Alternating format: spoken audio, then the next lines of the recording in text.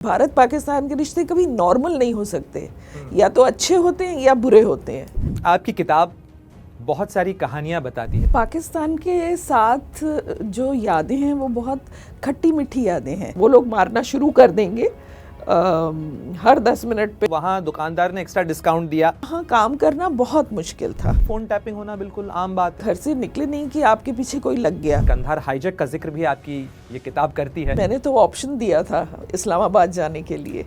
शादी पाकिस्तान में हुई थी, अपनी पोस्टिंग के लिए अप्लाई कर रहे थे।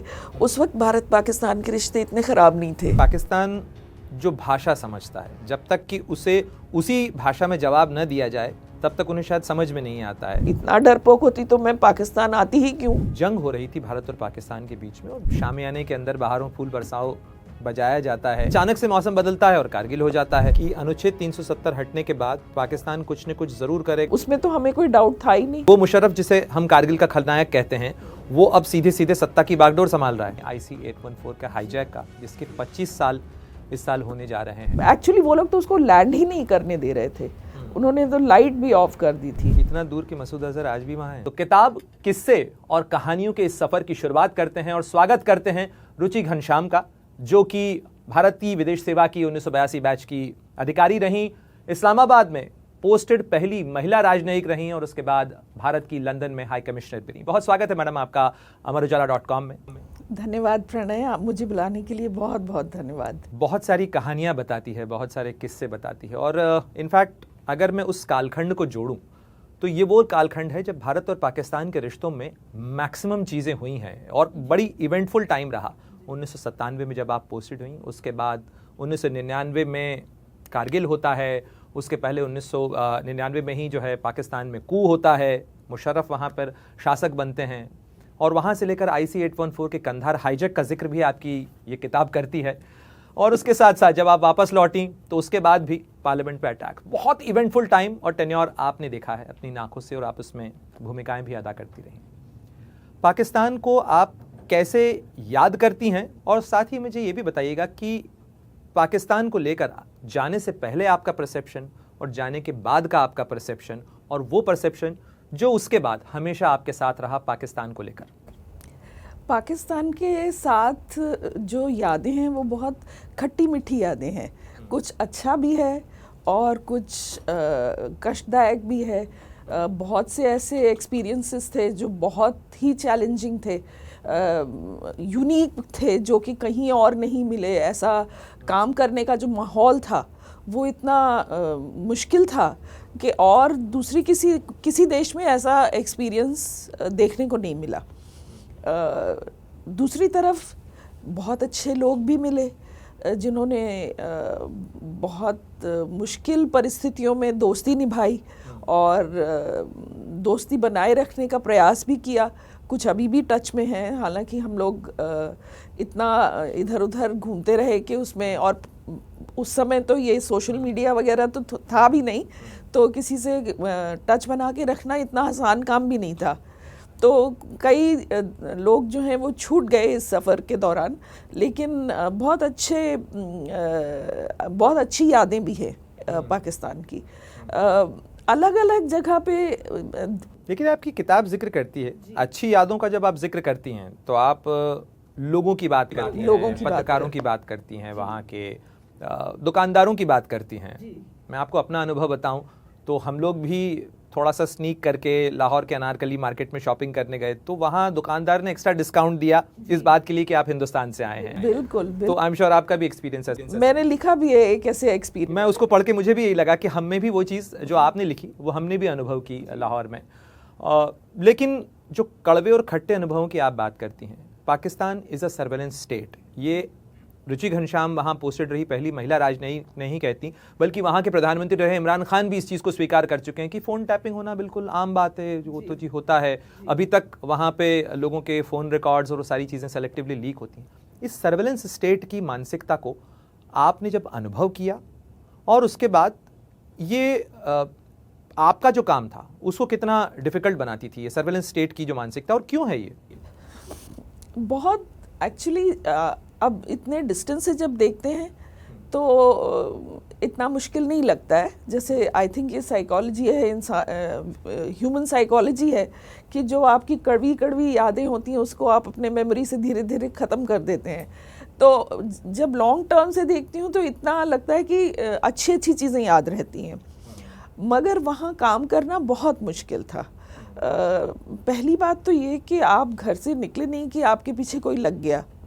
अब कहीं जा रहे हैं तो आपके पीछे कोई जा रहा है, आप दुकान में घुस रहे हैं तो फिर वो दुकान में अंदर घुस रहा है, और कहीं मतलब कोई ऐसे जगह नहीं थी जहाँ कि वो आपके पीछे पीछे नहीं चले आते थे।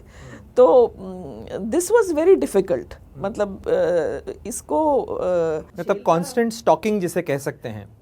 एग्जैक्टली और आप हर समय, और आपको ये पता है कि वो आपके लिए फॉलो नहीं कर रहे हैं, आपकी सुरक्षा के लिए फॉलो नहीं कर रहे हैं, वो आपके ऊपर नज़र रखने के लिए। कभी आपको ऐसा लगा रुचि जी कि आप चूंकि पहली महिला राजनयिक थी वहाँ पर, तो आपको कभी ऐसा लगा कि भाई मुझे क्यों पोस्ट कर दिया, जब इन्हें पहले से पता होगा कि इस तरीके की यहाँ मेंटालिटी है, और ये कोई स्टॉकिंग आपके लिए तो होती नहीं थी, सर्वेलेंस वहाँ हर इंडियन डिप्लोमेट के लिए रहा होगा?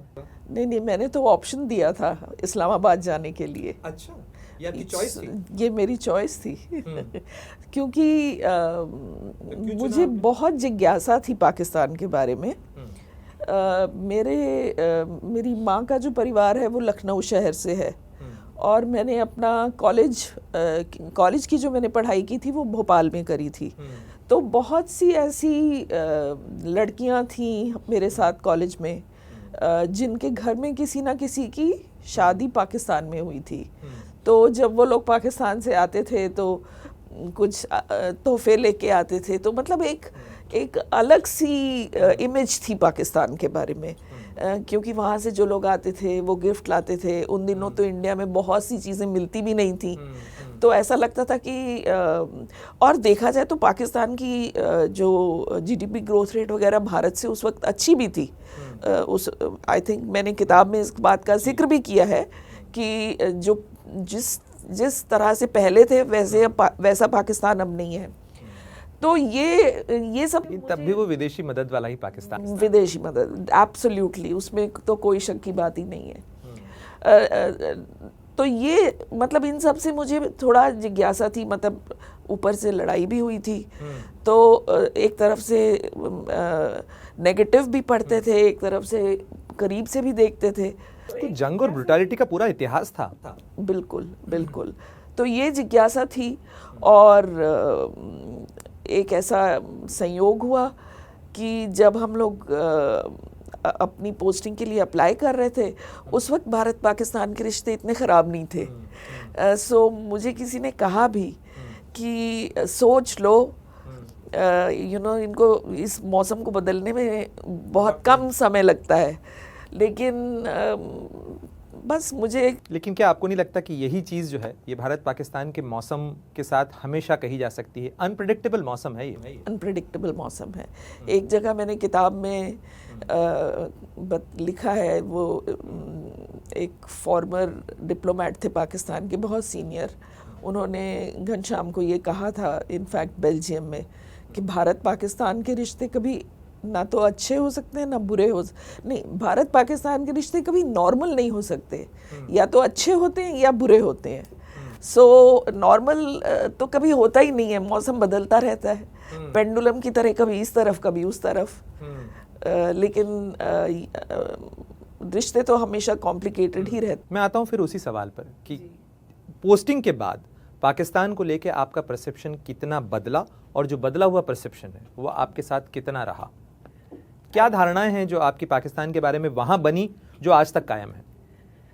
देखिए, जो सबसे बड़ी जो मुझे बात महसूस हुई वो ये कि पाकिस्तान के लोगों की उतनी वक़्त नहीं है। हम भारत में रहते हैं, भारत में बचपन से हमने, क्योंकि हम तो आज़ादी के बाद पैदा होने वाली जनरेशन है, तो हमने तो डेमोक्रेसी ही देखी है। हमारे यहाँ तो चुनाव होते हैं, कितने पावरफुल लोग हैं जो आज पावरफुल दिख रहे हैं तो वो कल को कहाँ चले गए पता भी नहीं चलता है, और फिर दोबारा से भी आ जाते हैं कभी कभी।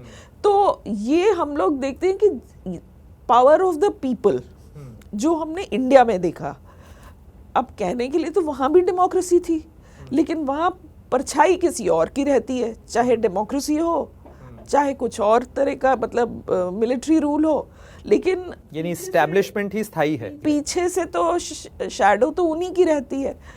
और ये भी मुझको लगता था कि इतना जो चैलेंज है इस देश के लोगों के लिए, तो इस चैलेंज को अगर देखा जाए तो शायद हमसे ज़्यादा यही सफ़र कर रहे हैं जितना हम सफ़र करते हैं कि क्रॉस बॉर्डर टेररिज्म हो रहा है और भारत को एक नेगेटिव माहौल से झेलना पड़ रहा है, मुकर्रर झेलना पड़ रहा है।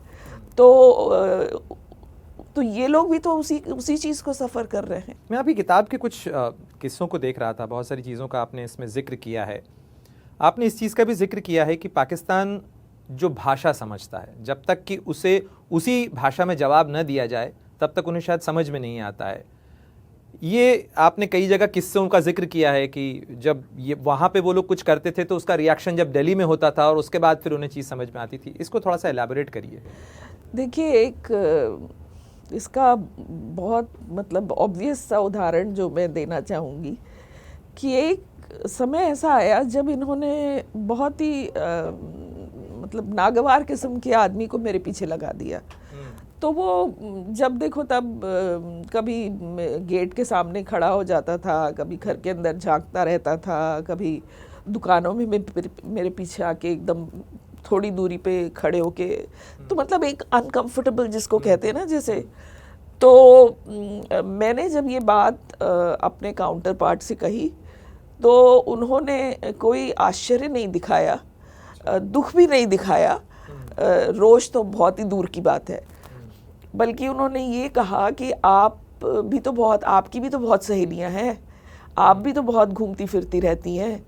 तो मतलब ये है कि एक जस्टिफिकेशन है, आप लिमिट में रहिए। अच्छा, मतलब मैं तो अपना काम कर रही हूँ, मेरा काम है ये।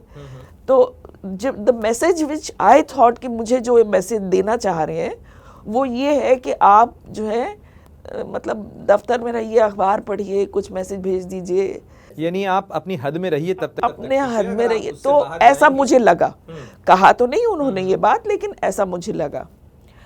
तो उसका मैंने उनको जवाब तो दिया कि भाई ऐसे अगर इतना डरपोक होती तो मैं पाकिस्तान आती ही क्यों। और हमारे यहाँ तो लड़कियों को कोई ऐसा नहीं है कि गाड़ी में लोग 2 आदमी उनको कॉलेज ले जा रहे हैं, हम लोग तो बस में जाते थे कॉलेज। और इस तरह के ऊल जलूल लोगों से तो हमारा बहुत पाला पड़ा है, हम लोग कौन से डरने वाले हैं इससे। सो अगर आप ये सोचते हैं कि इस तरह की हरकत से आप मैं डर जाऊंगी तो ये आपकी गलत फहमी है। लेकिन उससे परिवर्तन कुछ नहीं हुआ। लेकिन आप वो भी जिक्र करती हैं कि उसके बाद जब दिल्ली में आपने इस चीज़ को आके रिपोर्ट किया और उसके बाद कुछ इंसिडेंट यहाँ भी हुए जी। तो दिल्ली में मैं आई तो मैंने ये इंसिडेंट अपने मंत्रालय में बताया जॉइंट सेक्रेटरी को। तो उन्होंने विवेक काटजू जी उस वक्त जॉइंट सेक्रेटरी थे इंचार्ज हमारे। तो उन्होंने पाकिस्तान हाई कमीशन में फ़ोन किया और उनको कहा कि भाई ये गलत बात है। तो बात वहीं पर रुक गई। कुछ दिन के बाद ऐसा हुआ कि मुझे फ़ोन आया जो मेरे काउंटर पार्ट थे पाकिस्तान फॉरेन ऑफिस में, और उन्होंने मुझे ये कहा कि उनकी जो काउंटर पार्ट थी दिल्ली में उस वक्त कि वो किसी 5 स्टार होटल में गई और उनकी गाड़ी बेसमेंट में पार्क थी और कोई मारुति वैन आई, उसमें से 2 लोग उतरे, उन्होंने उनकी विंडशील्ड तोड़ दी और वो चले गए। तो मुझे इस बारे में कुछ नहीं पता था, मैंने तो किसी से कंप्लेंट सच नहीं करी थी। और जहाँ तक मुझे मालूम था कि हमने भी मतलब मंत्रालय में किसी ने किसी को आगे कुछ बात नहीं बढ़ाई थी, तो वहीं पे ख़त्म हो गई थी। जो हमने उनसे टेकअप किया था बात वहीं ख़त्म हो गई थी। लेकिन उन्होंने इस बात पर मेरा विश्वास नहीं किया कि मुझे नहीं मालूम, उनको ऐसा लगा कि ये भारत ने, व्यक्ति जैसा होता है वो दूसरों के बारे में भी वैसा ही शायद तो उनको ऐसे लगा कि ये भारत ने जवाब दिया है।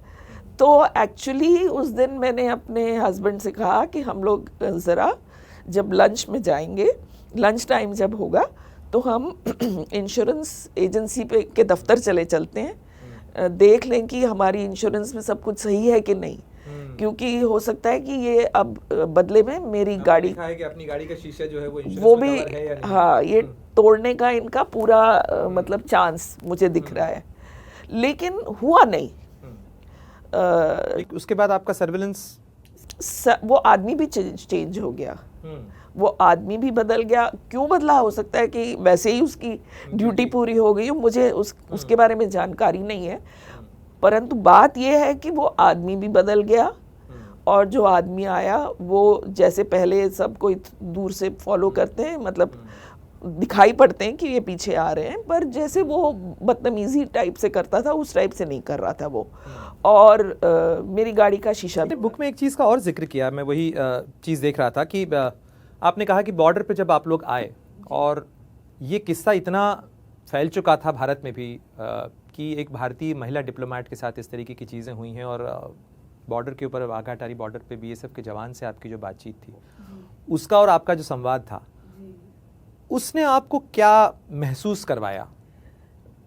एक्चुअली जब आप किसी बहुत ही कष्टदायक जगह से अपने देश आते हैं और फिर कोई सिंपैथी दिखाता है आपको ना, मतलब सिंपैथी क्या, एक उन्होंने इतना आदर दिखाया ना कि उन्होंने ये कहा कि हमारे देश में जब कोई अफसर चलते हैं तो हम तो ऐसे मानते हैं जैसे धरती कांप रही है। तो अब इसको इंग्लिश में ट्रांसलेशन करना मेरे लिए बड़ा मुश्किल था, मैंने कोशिश करी है, पता नहीं सही आया कि नहीं, लेकिन ये उनके शब्द थे कि जब हमारे देश में कोई अफसर चलते हैं तो हमें लगता है कि धरती कांप रही है, तो हमारे तन बदन में आग लग जाती है जब हम ऐसी बातें सुनते हैं कि इस तरह से हमारे ऑफिसर्स को वहाँ तंग किया जाता है, तो अपने देश के लिए प्यार और हो जाता है। लेकिन आपकी किताब पे किस्सों पे हम बात कर ही रहे हैं, लेकिन आते हैं उन इवेंटफुल टाइम पे। आपने मुशर्रफ का तख्ता पलट देखा, आप उस समय वहाँ पर पोस्टेड थी हाई कमीशन के लिए। पाकिस्तान में जब भी इस तरीके का टर्बुलेंस होता है, उसका विंडफॉल कहाँ हो सकता है, कहाँ असर आ सकता है, कहाँ पत्थर गिर सकता है, नहीं कहा जा सकता। क्या था वो घटनाक्रम, वो अक्टूबर का महीना 1999 का, जब वहाँ पर ये सारी चीज़ें हुई? जी, जो ये मुशर्रफ का जो उन्होंने तख्ता पलट जो हुआ था, इसका बिल्डअप तो कारगिल के बाद से शुरू हो गया था, क्योंकि एक किस्म से कहा जाए कि दोनों के बीच में मतलब एक शैडो बॉक्सिंग सी चल रही थी कि वो ये एक तरफ से ये आ रहा था कि हमें तो किसी ने बताया नहीं था, हमें तो किसी ने ब्रीफ किया। क्योंकि कारगिल का आपने जिक्र किया मैम, पहले हम कारगिल पे ही बात कर लेते हैं कि कारगिल जब जिस समय हुआ उस समय ये सारी चीज़ें थीं, बहुत दिनों तक, कई बाद में बुक्स में और चर्चाओं में आया कि इसकी तैयारी, ये प्लान बहुत पुराना था जो एग्जीक्यूट जनरल परवेज़ मुशर्रफ ने किया। जिस समय जंग हो रही थी भारत और पाकिस्तान के बीच में, और बहुत ही कहा जाए बहुत ही डिफ़िकल्ट दौर था वो, क्योंकि आए दिन जो है इस तरीके के इंसिडेंट्स हो रहे थे। एक महिला डिप्लोमेट जो वहाँ पोस्टेड थी, और हाई कमीशन के अंदर कामकाज कितना डिफ़िकल्ट हो गया था जब when the two nations were fighting each other. जी, मुश्किल तो था। मतलब सबसे पहले तो ये कि हमारे जो दो बच्चे छोटे थे उस वक्त, एक तो एलिमेंट्री स्कूल में था और एक मिडिल स्कूल में था, तो जब ये परिस्थिति ऐसी हुई तो मैंने अपने घर एक दिन फ़ोन किया, क्योंकि मेरे पेरेंट्स का प्रोग्राम था। हम लोग ने उनसे कहा था कि इस साल आप लोग आ जाइए, हमें विज़िट कर जाइए, देख लीजिए कि तो जब मैंने फ़ोन करके उनसे पूछा अपनी मदर से कि आप लोग आने वाले थे तो कुछ प्रोग्राम बना आपका, तो अब ये परिस्थिति जो थी ये तो सभी को दिख रही थी, इंडिया में भी दिख रही थी, भारत में भी दिख रही थी, और हमें तो वहाँ दिख ही रही थी। तो मेरी मदर का जवाब ये था कि अब हम लोग क्या आए, इस साल तो तुम ही लोग आ जाओ। अच्छा। तो अब हम लोग तो जा नहीं सकते थे, तो हमने बच्चों को भेज दिया था। तो सबसे बड़ी तो मतलब किसी भी व्यक्ति के लिए सबसे बड़ी परेशानी होती है ये सोचना कि अगर कुछ हो जाए तो बच्चों की देखभाल कैसे होगी, और अगर ऐसा समय चल रहा है जब सब आपके बारे में चिंता कर रहे हैं और आपके बच्चे आपके पास नहीं हैं, तो क्या वो आपके बारे में चिंता कर रहे हैं, कैसे बच्चे ना परेशान हो रहे हों। तो ये एक मतलब कांस्टेंट कहना चाहिए कि एक किस्म की वरी तो रहती ही थी। ये तो प्रोफेशनल फ्रंट पे ये था कि उस वक्त मतलब हार्ड टाइम था, और मीडिया में और अखबारों में जो आती थी खबरें, तो वो ऐसे मतलब obviously we were reading Pakistani media, तो वो पाकिस्तानी वर्जन देते थे। तो हम लोग उसी को मतलब हमारा काम यही था कि हम उसे देखें उसमें से। तो ऐसी परिस्थिति में नॉर्मली आप ये एक्सपेक्ट करेंगे कि लोग जो इस तरह की न्यूज़ रोज़ देख रहे हैं वो कुछ हताश हो जाएं।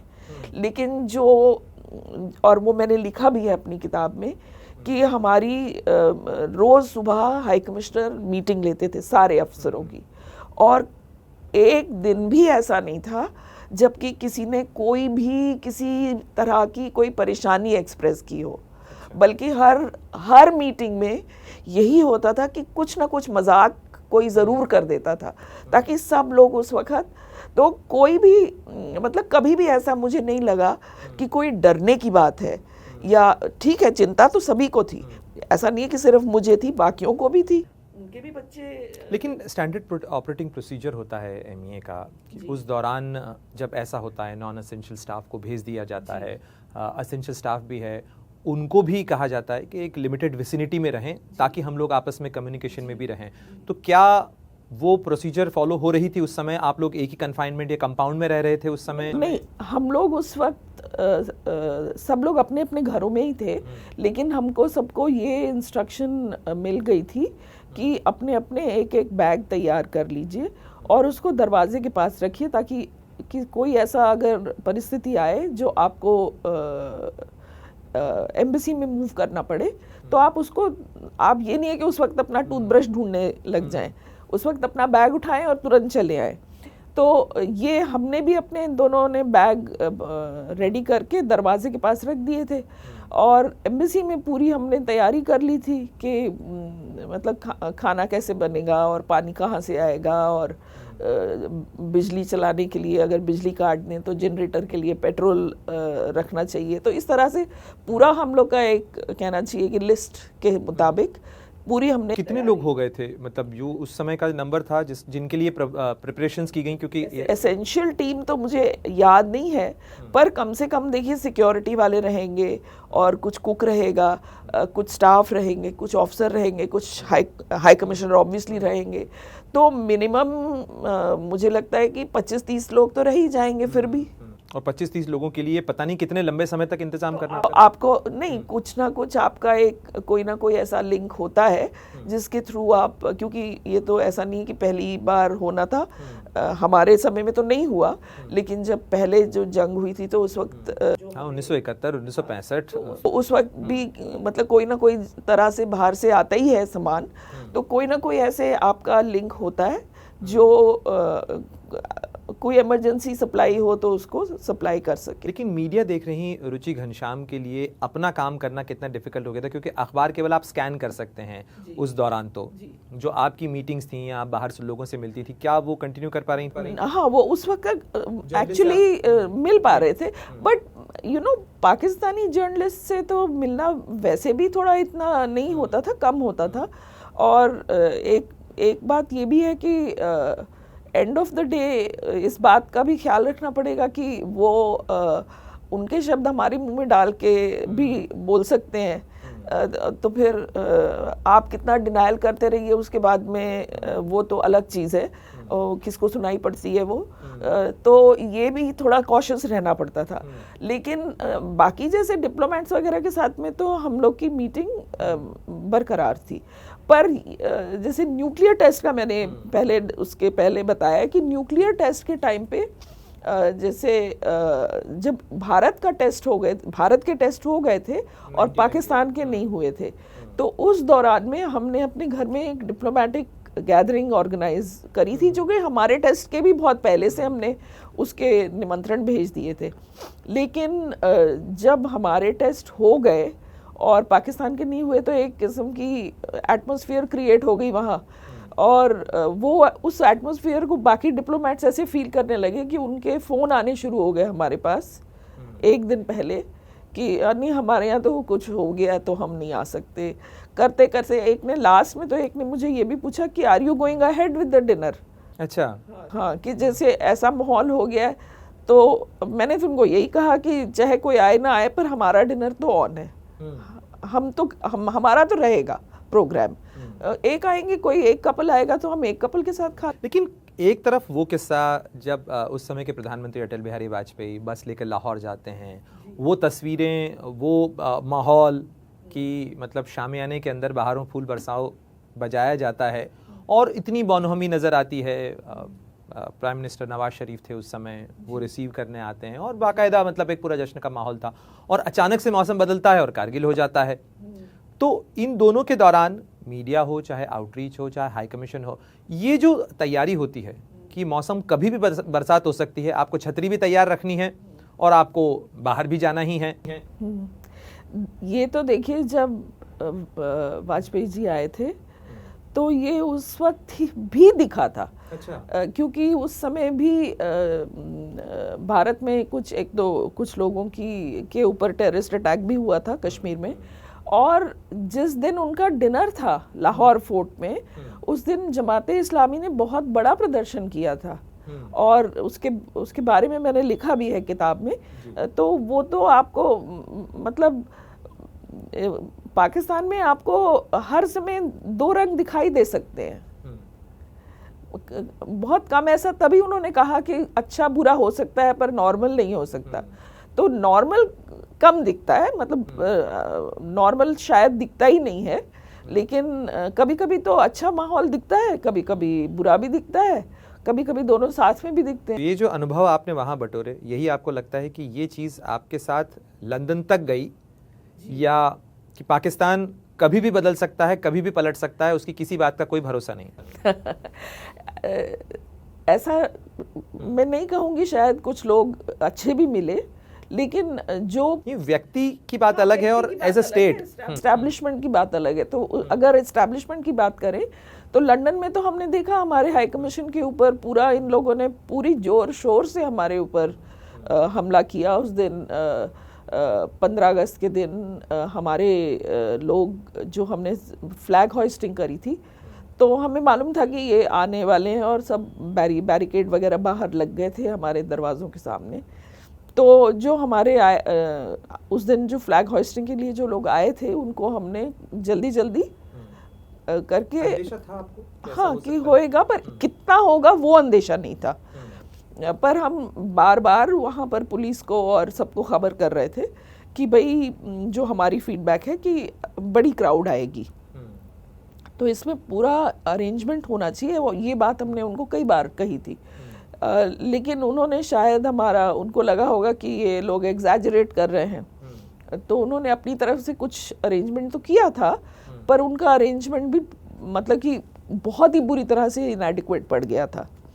और कुछ लोग हमारे जो भारतीय मूल के लोग वहाँ रहते हैं, उन्होंने हाई कमीशन के बगल में एक, क्या आप ये कहने की स्थिति में हैं कि ये केवल आपका अंदेशा या मिल रही रिपोर्ट्स नहीं थी, ये रुचि घनश्याम का अनुभव भी था कि अनुच्छेद 370 हटने के बाद पाकिस्तान कुछ न कुछ जरूर करेगा और वो तो हाँ करवाएगा? वो उसमें तो मुझे कोई डाउट था ही नहीं।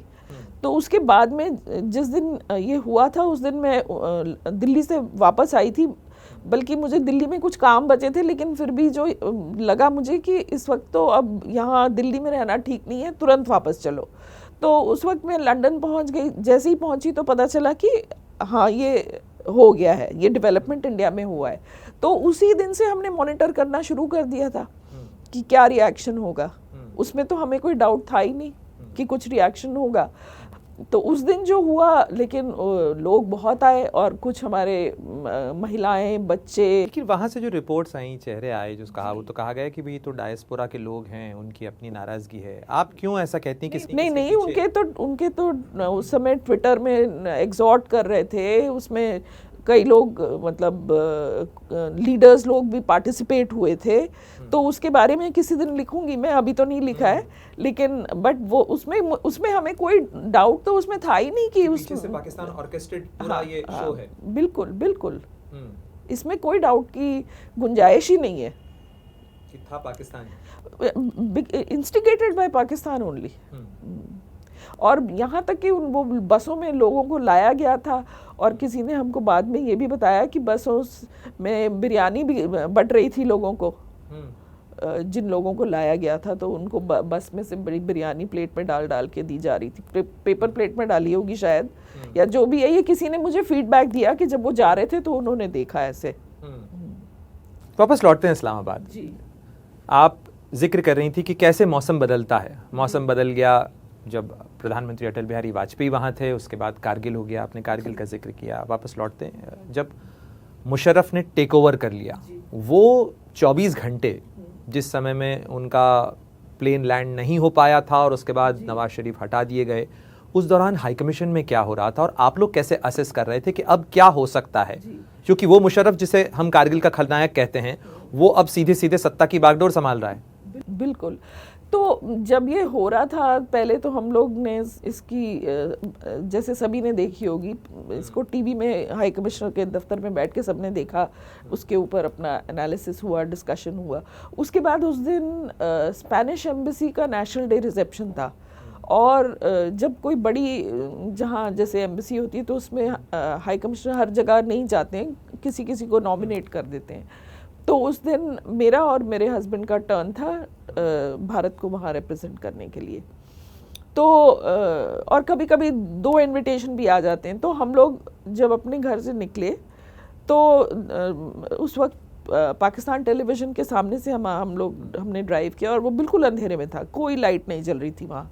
उसके बाद हम पहुँचे वहाँ स्पेनिश एम्बेसी में, और ऑब्वियसली बहुत बड़ा वहाँ जमघट था, और सब लोग आपस में इसी बारे में अटकलें लगा रहे थे कि ऐसा तो सबको अंदेशा हो गया था कि कू हो गया है, लेकिन क्या हो रहा है ये एग्जैक्टली किसी को भी नहीं मालूम था। और वहाँ से आके हम लोग फिर हाई कमीशन वापस आए, और हमने स्पेन एम्बेसी के नेशनल डे से आप वापस हाई कमीशन लौटे? हाई कमीशन आ गए सीधे। वो भी हम आप उसी रूट से वापस लौटे होंगी? पीटीवी का जो दफ्तर था हम तो पीटीवी तो बहुत रात में फिर वापस गए, लेकिन हाई कमीशन वहाँ से निकल के हम सीधे ऑफिस गए। और वहाँ से जब मैंने फ़ोन किया दिल्ली में, तो तब मुझे पता चला कि देखिए जगह जगह पे जो इंटरनेशनल मीडिया है वो वहाँ से रिपोर्ट कर रहा है कि यहाँ पे ये हो रहा है, कोई आप चैनल चेंज कर लीजिए, यहाँ पे ये हो रहा है। तो ये ऐसा हम लोग जब आज से 25 साल पहले भी इस बारे में लोग डिप्लोमेसी में बात करते थे कि जो एक डिप्लोमेसी का जो तरीका था पुराना, कि कुछ हुआ तो आपने उसको मॉनिटर किया, फिर आपने उसके ऊपर एक मैसेज बनाया, एक रिपोर्ट भेजी, और तब जाके मतलब कुछ ऐसे फर्स्ट इन्फॉर्मर आप नहीं हैं अब तो, हाँ मीडिया है। अब तो दुनिया का मीडिया जगह जगह तैनात है, और वो उनके पास ऐसी टेक्नोलॉजी है जैसे कि कोई खबर तुरंत के तुरंत एक दूसरी जगह में आपके टीवी स्क्रीन पे आ रही है। वो ये नहीं है कि एग्जैक्टली अब तो मोबाइल फ़ोन पे।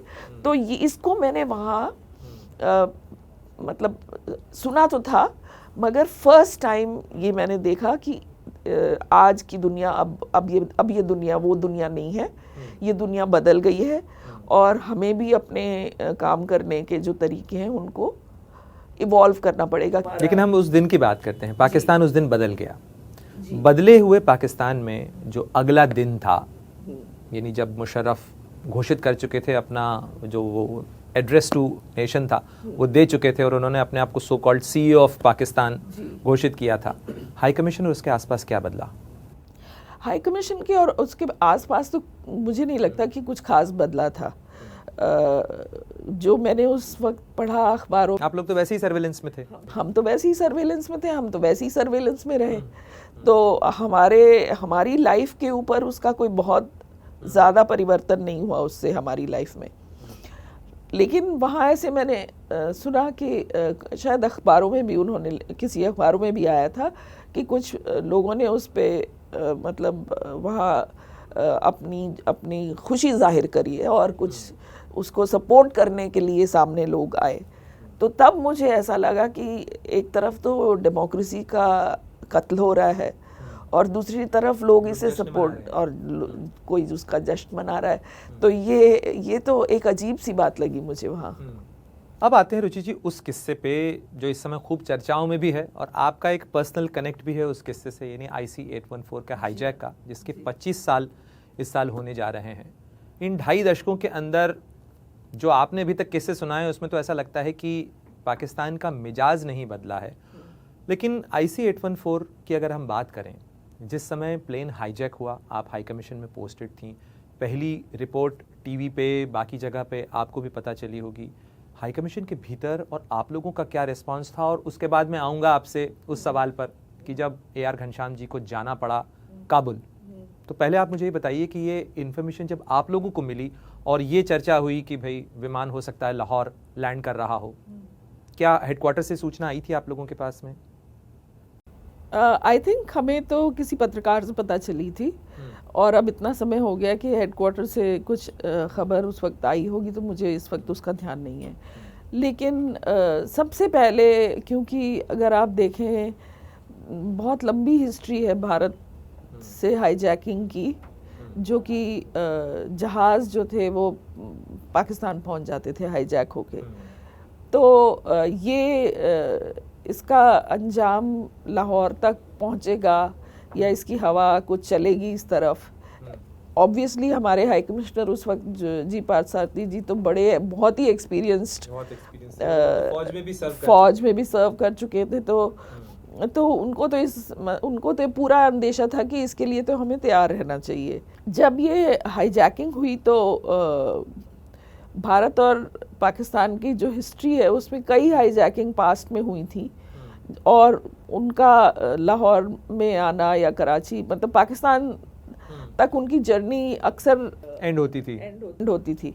तो जो हमारे हाई कमिश्नर थे, बीइंग बहुत एक्सपीरियंस्ड व्यक्ति, फौज में भी उन्होंने रहे हुए थे, तो उनको तो बिल्कुल ही उन्होंने तो तुरंत इंस्ट्रक्शंस दे दिए सबको कि कंटिजेंसी प्लान निकालो। तो सब कुछ उसको निकाल के, और एक लॉग बुक हमारी खुल गई कि तो जब ये हुआ तो उस वक्त हम लोग पूरी तरह से अपनी उसमें रेडी थे कि अगर होगा तो हम लोग अपने पूरे जो भी। आपकी बुक में AR घनश्याम जी ने पूरा चैप्टर लिखा है IC-814 को लेकर, वो खुद गए भी वहाँ पर। लेकिन मैं आपसे जानना चाहूँगा उस वक्त के बारे में, क्योंकि 10:30 बजे के आसपास वो विमान लाहौर पहुँचा था वहाँ पे, और उस दौरान ये भी बाद में रिपोर्ट्स आई कि हम लोगों ने मदद मांगी थी और मुशर्रफ सरकार ने कहा था कि हम चॉपर आपको दे रहे हैं ताकि इस्लामाबाद से आप लाहौर जा सकें। लेकिन ये दोहरा रवैया कि चॉपर आया, अब आप उसको बोर्ड करते,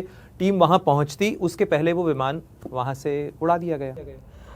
अब वहां से जो विमान उड़ा उसको उन्होंने उड़ाया, या एक्चुअली वो लोग तो उसको लैंड ही नहीं करने दे रहे थे, उन्होंने तो लाइट भी ऑफ कर दी थी। तो आई थिंक उनका जो उनके दिल में क्या रहा होगा, वैसे तो किसी के दिल का जज नहीं करना चाहिए, पर उनकी प्लानिंग शायद ये रही होगी कि अगर ये जहाज़ लाहौर में उतरा तो शायद उनके ऊपर कोई आक्षेप लग सकता है। तो इसीलिए शायद वो अपनी चादर इससे दूर ही रखना चाह रहे थे, इस आग से। इतना दूर कि मसूद अजहर आज भी वहाँ हैं? आज भी वहाँ है। मतलब दूर इसलिए रखना चाह रहे थे, इसलिए नहीं कि उनका कोई उसमें हाथ नहीं रहा होगा, इसलिए कि उनके इसलिए कि उन पे कोई उंगली उठाने शुरू हो जाए इस इंसिडेंट के बारे में। तो इसलिए वो उससे चाह रहे थे कि अब ये मेरा असेसमेंट है कि इसलिए उन्होंने कि मैं आपसे आता हूँ उस किस्से पे कि AR घनश्याम जी वहाँ गए और वो पहले भारतीय राजनयिक थे जो काबुल में पहुँचे, कंधार पहुँचे, और कंधार में जब वो विमान खड़ा था तो वो पहला इंटरैक्शन था भारत सरकार का तालिबान के उस निज़ाम के साथ में। उन्होंने घर आके क्या किस्सा बताया? उन्होंने घर आके तो मुझे बहुत से किस्से बताए जो इस किताब में उन्होंने लिखे भी हैं। सबसे बड़ी जो उनको आई थिंक सबसे वरीसम जो उनके लिए था वो था कि जब वो पहुँचे तो उनको सीधे एयर ट्रैफिक कंट्रोल में उनको जाना पड़ा, और जब उनकी बातचीत हुई तो जो हाईजैकर उनसे प्लेन के थ्रू रेडियो पे बात कर रहा था, तो उसने थ्रेटन किया कि वो पैसेंजर्स को मारना शुरू कर देगा, वो लोग मारना शुरू कर देंगे हर 10 मिनट पे। I think I don't remember आधे घंटे में या क्या उन्होंने ऐसा, हाँ हम नीचे फेंक देंगे। तो ये एक तो वो पहले से इतनी जोर फेंक के आए ही थे वहाँ। एक उन्होंने एक छोड़ी थी लाश, तो आप इस बात को नेग्लेक्ट नहीं कर सकते थे। और उस वक्त वो वहाँ, हम लोग उस वक्त काफ़ी यंग ऑफिसर्स थे, इतना कोई हम लोग सीनियर नहीं थे और उम्र भी इतनी नहीं थी। तो उस उम्र में आपके सामने ये परिस्थिति इस तरह की आ गई, टीम तब तक पहुंची नहीं थी, तो इस बात से उनको सबसे ज़्यादा चिंता थी। मुझे मौका मिलेगा तो मैं घनश्याम जी से भी ये चीज़ पूछूंगा कि जब वो जहाज़ उनके सामने खड़ा है, वो एटीसी में देख रहे हैं और ये कम्युनिकेशन हो रहा है, what he must have felt. पर चूंकि आप इनकी पत्नी भी हैं और एक एक्सपीरियंस डिप्लोमेट भी हैं, कितना डिफिकल्ट रहा होगा एक डिप्लोमेट के लिए ये क्षण? बिल्कुल, ये मतलब ये this would have been for him perhaps उनके जीवन का शायद सबसे कठिन क्षण रहा होगा, क्योंकि उन्होंने किताब में भी ये लिखा है और मुझे भी यही कहा था कि एक पल को मुझे लगा कि कहीं इन्होंने ऐसा शुरू कर दिया तो क्या होगा। तो फिर उन्होंने अपने आप को फिर एकदम से टोका कि शुभ शुभ सोचो, ऐसा ना सोचो कि ऐसा होगा। क्योंकि अगर पर टीम पहुंचने में भी थोड़ा वक्त लगा था, तब तक केवल AR घनश्याम जी ही वहां पर बात कर रहे थे और इंटरैक्ट, उनका कम्युनिकेशन कैसे हो पा रहा था? वो एक कुछ सैटेलाइट फ़ोन वगैरह कुछ था किसी दूसरे लोगों का, उसके थ्रू उनका कम्युनिकेशन चल रहा था। क्योंकि आप ओपन लाइन में कुछ भी बात करें तो पहले तो उन्होंने ओपन लाइन मतलब जो भी अवेलेबल थी उससे उन्होंने कांटेक्ट किया, लेकिन फिर हाई कमिश्नर ने उनको कहा कि अब मुझे फ़ोन मत करना। तब उनको लगा कि अब मुझे कुछ और इंतज़ाम करना पड़ेगा।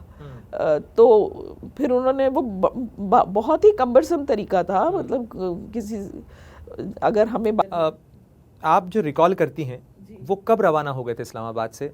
वो तो अर्ली मॉर्निंग में सुबह, यानी 25 तारीख की सुबह? यस, क्योंकि 24 को विमान अपहरण हुआ है। वो डेट मुझे याद जी, 24 दिसंबर 1999। तो I think he reach there on 26th if I am not mistaken. तो जब तक विमान, हाँ विमान पहुंचा है कंधार में और वो 26 की सुबह वहां पर पहुंच चुके थे। मैं आता हूं उस घटना पे कि जब AR घनश्याम जी कंधार से लौट चुके हैं, वापस इस्लामाबाद में हैं, और तब तक मसूद अजहर भी, उमर शेख और मुश्ताक जरगर ये भी पाकिस्तान पहुंच चुके हैं। इसको आप लोगों ने कैसे वहाँ पर देखा और रिपोर्ट किया, और वहाँ की मीडिया में वो तस्वीरें छपती हैं कि ये लोग पाकिस्तान आ चुके हैं? क्या आपने इसको काउंटर किया पाकिस्तान फॉरेन ऑफिस के साथ में? नहीं, जो हमारा जो सिस्टम है उसके मुताबिक वो सब काउंटर जो भी करना रहता है वो सब इंडिया में करते हैं। वो नहीं, काउंटर से मतलब ये कि आपका जब भी इंटरेक्शन उनसे हुआ हो, जो बातें, देखिए मैं उस वक्त काफ़ी जूनियर थी, तो ये इस तरह के जो स्टेप्स करने होंगे तो वो हाई कमिश्नर को करने होंगे। तो उस वक्त ड्यूरिंग द हाईजैकिंग पीरियड हमारे जो डिप्टी हाई कमिश्नर थे वो उस वक्त क्योंकि क्रिसमस की वेकेशन थी तो उस वक्त वो भी भारत आए हुए थे, तो इसलिए मेरा थोड़ा सा रोल ज़्यादा बढ़ गया था। और घनश्याम क्योंकि उनको जाना ही पड़ गया था कंधार में। सो देखिए, पाकिस्तान आपके घर में बहुत दिन तक IC-814 की बात होती रही? एक्चुअली बातें करने को तो बहुत कुछ था पाकिस्तान में, तो हर 2 महीने में कुछ ना कुछ हो रहा था हमारे टेन्योर में। लेकिन घर में हम लोग बहुत कॉशियसली बात करते थे, क्योंकि घर में कहाँ पर कोई बग लगा है, कहाँ से कोई हमारी बातें सुन रहा है।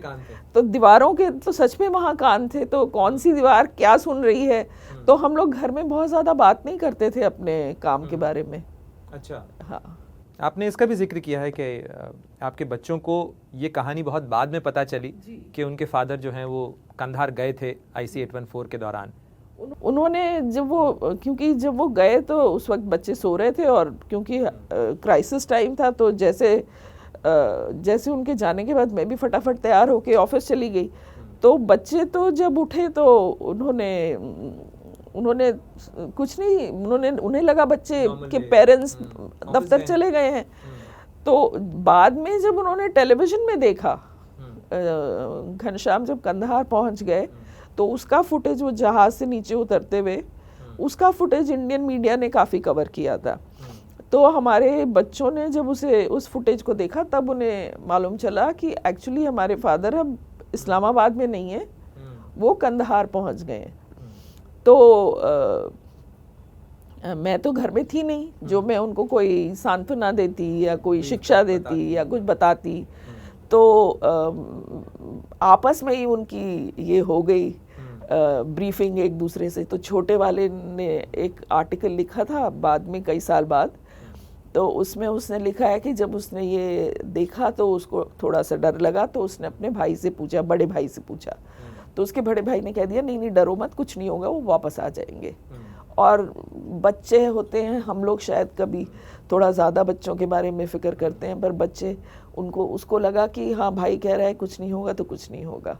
और उसके बाद उन्होंने ना मुझसे कुछ पूछा, ना बाद में कभी कुछ उस बारे में फ़िक्र अपनी जाहिर करी। लेकिन जैसा स्क्रीन पर भी दिखता है, इस कहानी को हमने भी रिपोर्टिंग के दौरान कई बार इसके साथ एनकाउंटर हुआ, इस कहानी से जो रिपोर्ट्स में भी बाद में आया, उसमें एक्सप्लोजिव भी प्लांटेड था। वो वाकई में एक बहुत ही वॉलेटाइल सिचुएशन थी जो किसी भी दिशा में जा सकती थी। बिल्कुल, मतलब वॉलेटाइल तो थी ही, क्योंकि हमारा जहाज़ उस वक्त कंधार के एयरपोर्ट में था। भारत के उस वक्त अफ़गानिस्तान के साथ कोई रिश्ते नहीं थे, तालिबान के साथ हमारे कोई रिश्ते नहीं थे, बल्कि तालिबान के रिश्ते पाकिस्तान के साथ थे। एक फॉर्मर। वैसे एक बात बताइए रिचि जी, ये जो स्क्रीन पर आई है IC 814, ये देखी आपने? जी मैंने देखी है। सच्चे अनुभव और स्क्रीन की कहानी, कितना अंतर? जो उन्होंने नेपाल की कहानी बताई है उसके बारे में तो मुझे कोई ज्ञान नहीं है, पर मेरा अंदेशा है कि वो शायद एक्यूरेट, थोड़ा फिक्शनलाइज्ड है। ऐसा मुझे लगा कि ये कहानी कहानी ज़्यादा है, हकीकत इसकी थोड़ी कम है, लेकिन वो हो सकता है कि मुझे मालूम नहीं है उसके बारे में।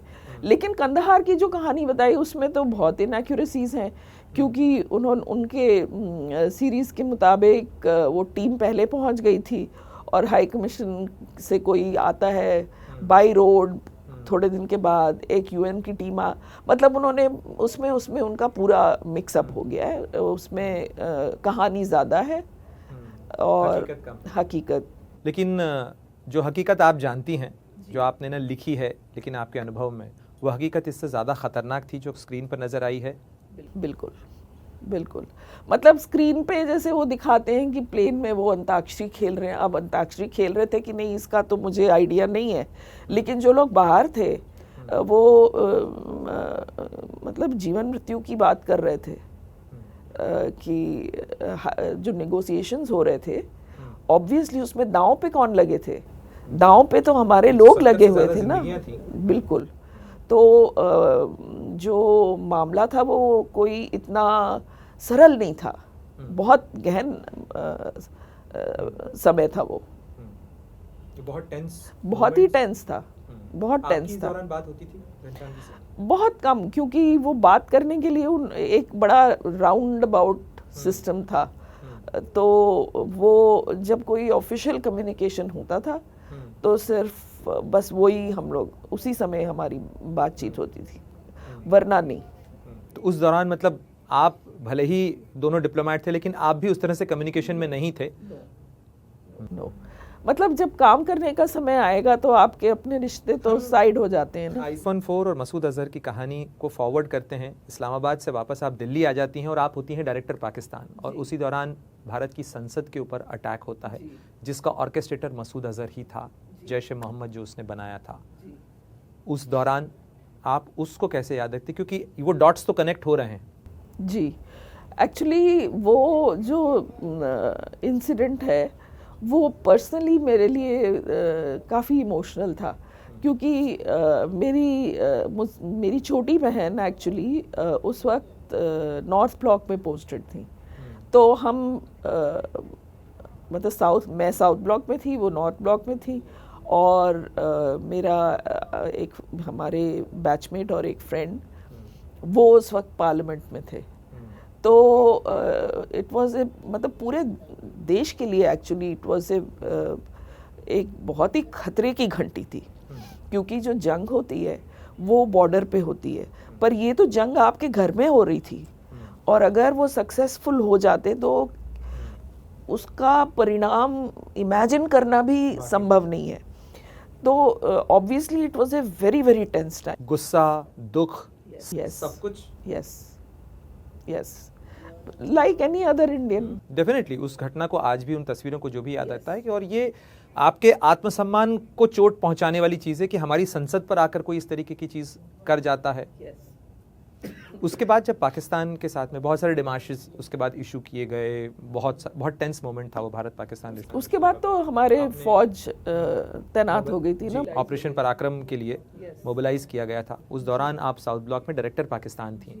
पाकिस्तान को जब आप लोगों ने उस समय समन करके काउंटर किया होगा, उस दौरान कोई रिमोर्स, कोई कुछ चीज़, क्योंकि आप तो वहाँ से ये भी देख के आई कि वो मसूद अजहर वहाँ पहुँच गया है और उसके बाद ये घटना होती है। ऑब्वियसली ये सब चीज़ों में हमेशा पाकिस्तान की सबसे पहली जो रिएक्शन होती है वो यही होती है ना कि उनका इसमें कोई हाथ नहीं है।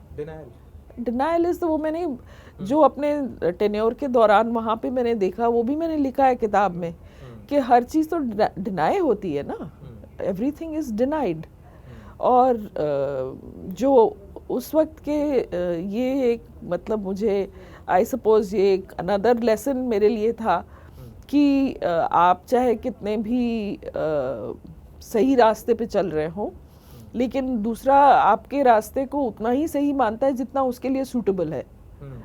तो भले क्रॉस बॉर्डर टेररिज्म को झेल रहा था भारत, लेकिन जितने बाहर के जो देश हैं वो हमेशा यही हमसे कहते थे कि आप लोग बात कर लीजिए, आप लोग बात कर लीजिए। मतलब ये प्रेशर भारत के ऊपर रहता था। इसीलिए मैंने एक अकबर इलाहाबादी को अपनी किताब में कोट किया है कि भाई हम तो आ भरते हैं तो हम बदनाम हो जाते हैं, और वो लोग कत्ल करते हैं तो उसके बारे में किसी उसका चर्चा ही नहीं करता है कोई। तो भारत के ऊपर भारत के प्लेन को हाईजैक किया, भारत के ऊपर लाहौर विजिट में हमारे प्रधानमंत्री गए, अपनी गुडविल दिखाई, तो भारत ने इतना बड़ा जेस्चर किया, उसके बाद वो हमारे ऊपर कारगिल करते हैं और उसके बाद हमारी पार्लियामेंट पे हमला कर देते हैं। और ये सिलसिला जो है वो न केवल 1999 में देखने को मिलता है, 2014 और 2015 में भी देखने को मिलता है, जब प्रधानमंत्री रायवेंड जाते हैं और उसके बाद पठानकोट का आतंकी हमला होता है। इसी मतलब ये बार बार भारत ने पहल करी है, और उसके बाद में नतीजा मतलब एक तरह से कहे प्लस माइनस, लेकिन एक सिमिलर सा उसका रिस्पॉन्स होता है। तो इसीलिए अब भारत की जो पॉलिसी है वो अब यही हो गई है ना कि आप टेरर, हाँ, तो कुछ ना कुछ तो पाकिस्तान को फैसला करना पड़ेगा ना कि भारत के साथ उसको किस तरह। विदेश मंत्री जी ने अभी एक प्रोग्राम में कहा, राजीव सीकरी जी की बुक के इनॉग्रेशन में, कि the era of uninterrupted talks with Pakistan is over. यानी अब पाकिस्तान से आबाद बातचीत की कोई अपेक्षा जो है कि कुछ भी आप करते जाइए, हर चीज़ का रिएक्शन होगा। कुछ तो मतलब हमने तो इतनी कोशिश करी, अब कुछ कोशिश तो पाकिस्तान को भी करनी चाहिए ना। ये जो नसीहत की बात की कि ये वेस्टर्न ब्लॉक या जो पश्चिमी देशों का नज़रिया है, वो हर चीज़ हो जाने के बावजूद अपने घाव को तो वो ज़रा सा कट भी लगता है तो उसका दुनिया भर में चर्चा होता है, और भारत के इतने घावों के बावजूद कहा जाता है कि मूव ऑन, आप आगे बढ़ जाइए, बात करिए। ऐसा क्यों? ये मैं आपके लंदन एक्सपीरियंस से भी जानना चाहूँगा कि हर बार भारत को ये नसीहत दी जाती है कि आप पीछे छोड़िए उन चीज़ों को, उनको भूल जाइए और एक नई शुरुआत करिए। वो थोड़ा उनको एक तो कॉलोनियल माइंडसेट है, अभी कॉलोनियल माइंडसेट है, वो तो किसी एक का होना चाहिए, फिर बाकी सबका क्यों है। तो मुझको जो लगता है कि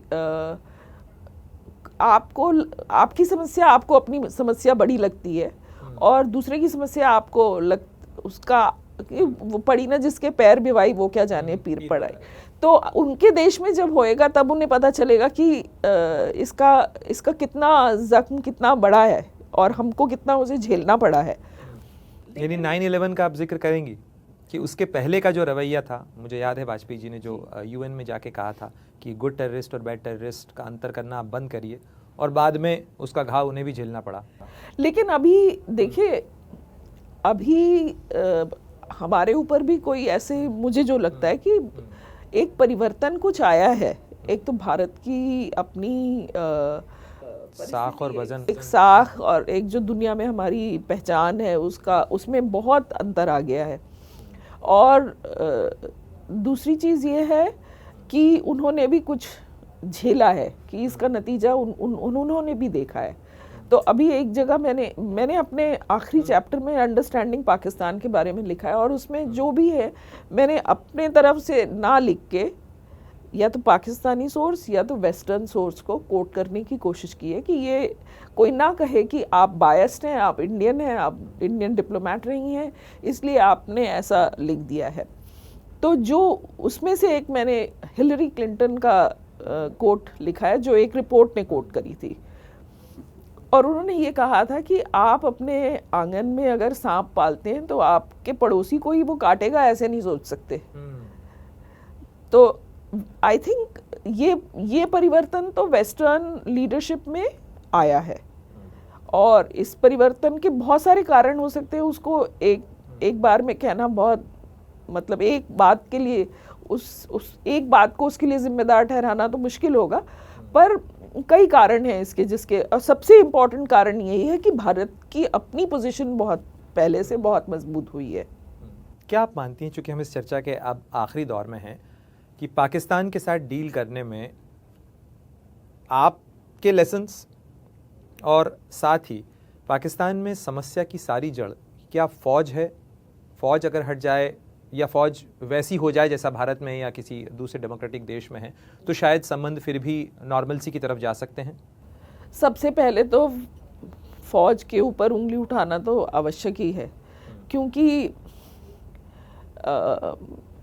पाकिस्तानी भी हमसे अक्सर ऐसा कहा करते थे कि पाकिस्तान का कौन दुश्मन है। अगर भारत से पाकिस्तान की दुश्मनी बना के ना रखी जाए, अगर हम भारत से दोस्ती करनी, तो हमें इतनी बड़ी फ़ौज की क्या ज़रूरत है। तो अगर आप देखें तो फ़ौज के जो सीनियर आला अफसर हैं उनको ज़मीनें मिलती हैं, उनको फ़ौज के लोगों को जगह जगह पोस्टिंग दी जाती है। मेरे समय तो एम्बेसडर वगैरह बना के भी उनको रिटायर्ड ऑफिसर्स को भेजा जाता था। कितनी सारी, मैंने उसका जिक्र भी किया है किताब में कि उनकी कितनी बिजनेस और बाकी जगह पर उनके हाथ, उन्होंने तकरीबन हर पाई में उनकी, जैसे अंग्रेज़ी में कहते हैं ना कि फिंगर इन एवरी पाई। तो अगर वो भारत से दोस्ती उनकी हो जाए, रिश्ते नॉर्मलाइज हो जाए और फिर पाकिस्तान का कोई दुश्मन ही ना बचे, तो फिर फ़ौज के लिए, हुसैन हक्कानी की बुक भी है ना, पाकिस्तान मिलिट्री एंड मॉस्क, तो वो दोनों ही जो पोल हैं, कट्टरपंथ भी और फौज भी, वो उनके लिए वजूद का सवाल है। एब्सोल्युटली।